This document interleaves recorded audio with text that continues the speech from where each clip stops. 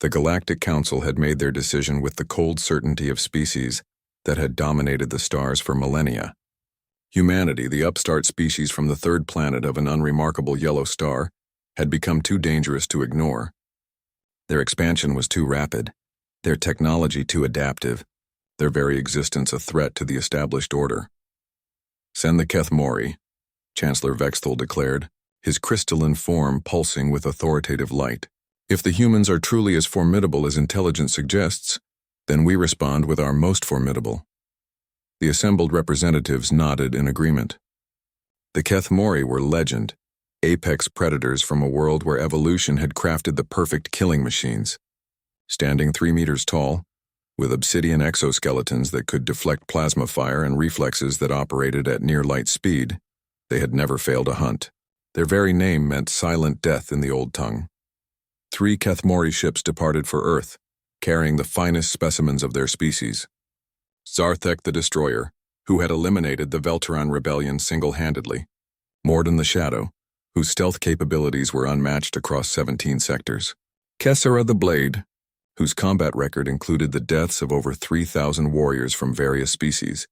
They expected to find primitive mammals barely capable of spaceflight. What they found instead was Captain Sarah, Chen of the Earth Defense Corps, sitting calmly in her command chair aboard the ESS Resilience as the alien ships approached. 3 contacts. "Captain," reported Lieutenant Torres from the tactical station.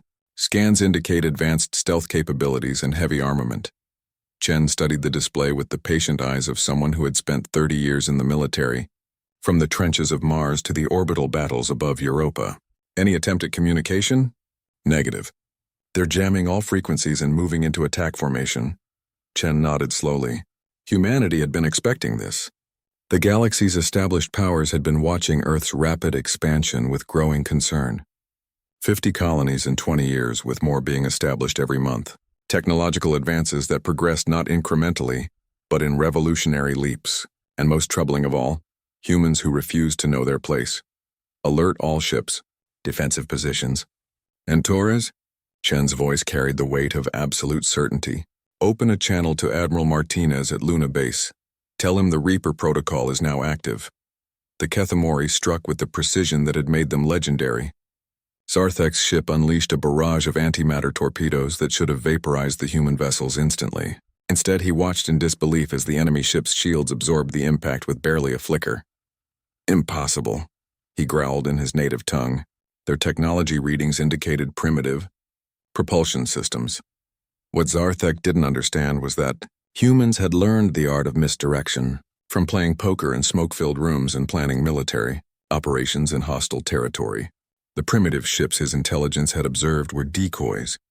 The real human fleet operated on principles that the galaxy's established powers couldn't fathom, not because the technology was beyond them, but because it required a way of thinking that their rigid hierarchies had never developed.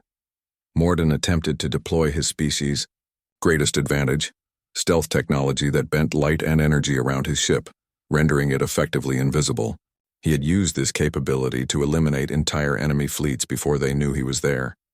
He materialized behind the human flagship, weapons charging for the killing blow. "Ghost contact bearing 270, Torres announced calmly. "Range 800 meters and closing." Chen smiled. "Deploy countermeasures."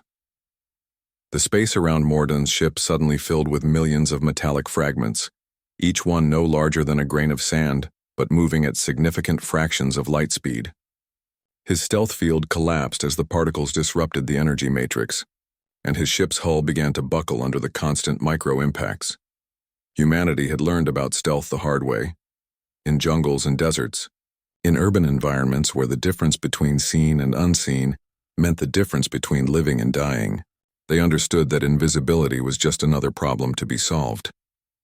Kessera, the last of the Kethmori hunters, abandoned subtlety entirely. Her ship transformed into its combat configuration, revealing weapon systems that could crack planetary surfaces. She would face these humans directly as her warrior code demanded. The human ships formed what appeared to be a defensive formation, but Kessera quickly realized it was something else entirely. They weren't trying to protect themselves, they were herding her into position. Multiple contacts launching from the asteroid field, her tactical officer reported with rising panic. Dozens of them. Hundreds. The human miners and colonists in the outer system had been busy for months, hollowing out asteroids and turning them into weapons platforms. Each one was crewed by volunteers, humans who had left comfortable lives on Earth to work in the hostile environment of space, who understood that survival required preparation for threats that might never come. Kesara's ship found itself surrounded by a swarm of improvised warships, each one crewed by beings who treated near-certain death as just another engineering problem to solve. The battle lasted 6 minutes. When it was over, Captain Chen stood on the bridge of the Resilience, studying the wreckage of 3 ships that had been considered unstoppable. Around her, her crew worked with the calm efficiency of people who had never doubted the outcome. "Captain," Torres reported, "we're receiving a transmission from the lead ship. It appears to be a surrender. Put it through." The image that appeared on the main screen showed a badly wounded Kethmori warrior, his obsidian armor cracked and leaking. Zarthek the Destroyer looked at Chen with something that might have been respect. "You fight like no species we have encountered," he said in heavily accented standard. "How?" Chen considered the question seriously. How could she explain that humans had evolved not as apex predators but as persistence hunters? That their greatest weapon wasn't strength or speed, but the ability to keep going when any sane species would give up? That they had learned to turn their weaknesses into advantages and their disadvantages into strategies? "We learned from everything that tried to kill us," she said finally. And on Earth, that was everything. 6 months later, the Galactic Council received a report that would become required reading at military academies across 17 sectors. The Kethmori had not only failed to eliminate the human threat, they had returned to their homeworld as advocates for peaceful coexistence. "They do not fight like civilized species," Zarthek had told the Council.